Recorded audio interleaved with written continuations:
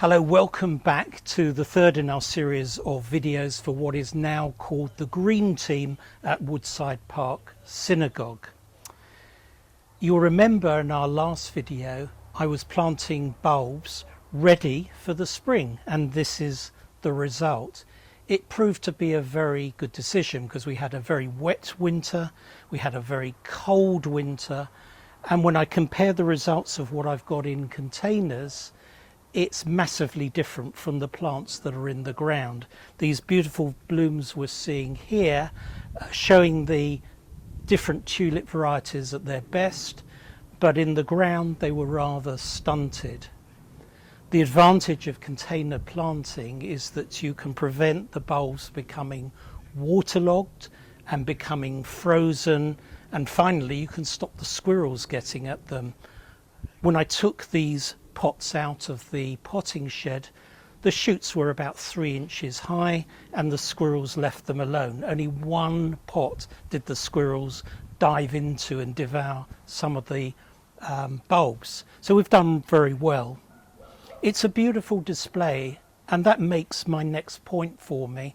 There's no point spending lots of money on bulbs. You will find tulip bulbs like this Candy Prince or Passional being sold for well over £1 in some places.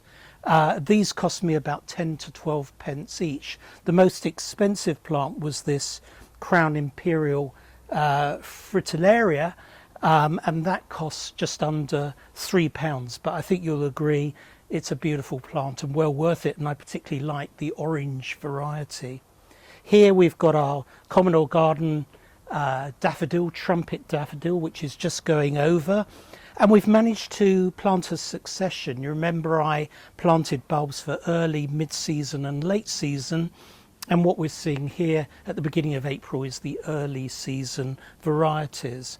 And for example, we've got more daffodils coming out, the late double daffodils, a variety called Tahiti.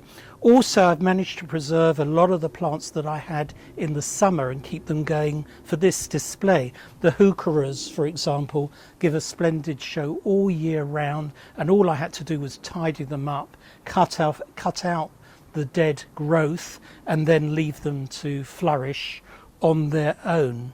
So overall, I'm very pleased with the display. I can move plants around. As one thing goes over, I can add something else.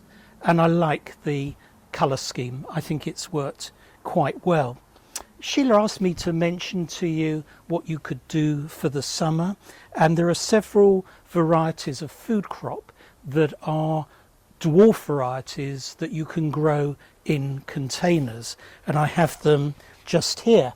So I've got Thompson & Morgan dwarf beans, Mr. Fothergill's dwarf peas, and Mr. Fothergill's runner beans, dwarf runner beans, and they will all grow in small containers like this and give a very pleasing and rewarding crop.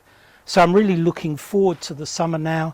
When this lot is dying off, I can recycle it, I can take the compost and put it on the compost heap, and the bulbs can be replanted for a show in a year or two once the bulbs have recovered.